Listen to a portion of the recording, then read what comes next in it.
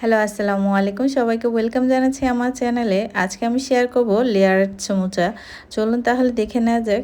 প্রথমেই একটা গাজর এরকম ছোট ছোট কিউব করে কেটে নিতে হবে। হ্যাঁ, অনেকটা এমন। আর তারপরে একটা টমেটোকেও ছোট ছোট কিউব করে কেটে নিতে হবে।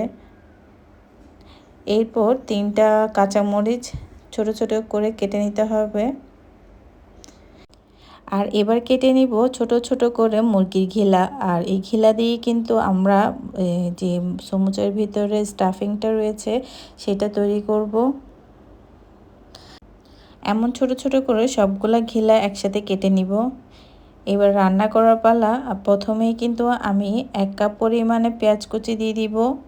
এরপরে দিয়ে দিব 1 চা চামচের মতো রসুন বাটা, 1 চা চামচের মতো আদা বাটা, আর দিয়ে দিব একটা এলাচি এবং একটা দারচিনি, আর দিয়ে দিব 1 চা চামচের মতো হলুদ গুঁড়া আর 1.5 চা চামচের মতো মরিচ গুঁড়া। এখন দিয়ে দিব কুচি করে রাখা কাঁচামরিচ আর গাজর, আর সবগুলো একটু নেড়ে ছেড়ে দিব তেলে।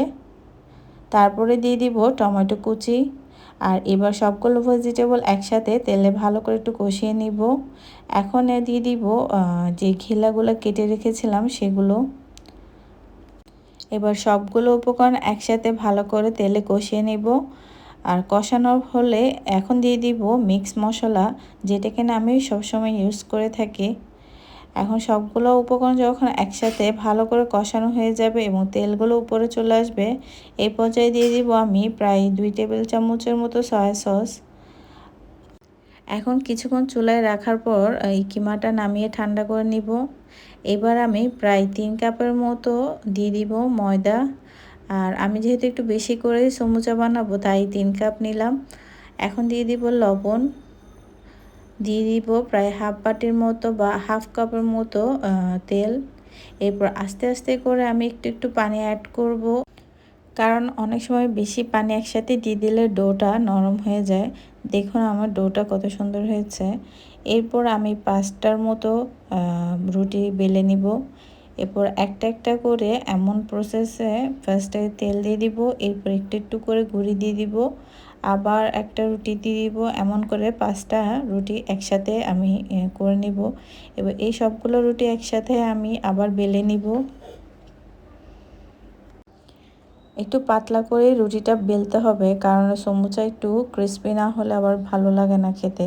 আর যত আমি পাতলা করব সমুচাটা কিন্তু তত বেশি ক্রিস্পি হবে। এরপর একটু একটু করে আমি পুরগুলো দিয়ে দিব।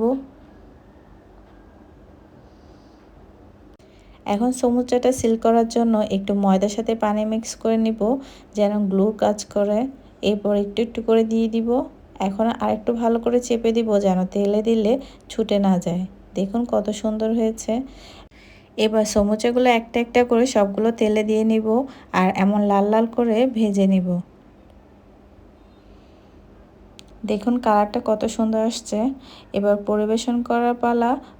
একটা সার্ভিং ডিশে আমি সবগুলো সমুচা সাজিয়ে নিব। আর আপনাদেরকে কিন্তু আমি সাউন্ডটা শোনাতে পারলাম না, সেজন্য সরি, কিন্তু খুবই ক্রিস্পি হয়েছিল। আর সবাইকে অনেক অনেক থ্যাংক ইউ এতক্ষণ আমার সাথে থাকার জন্য।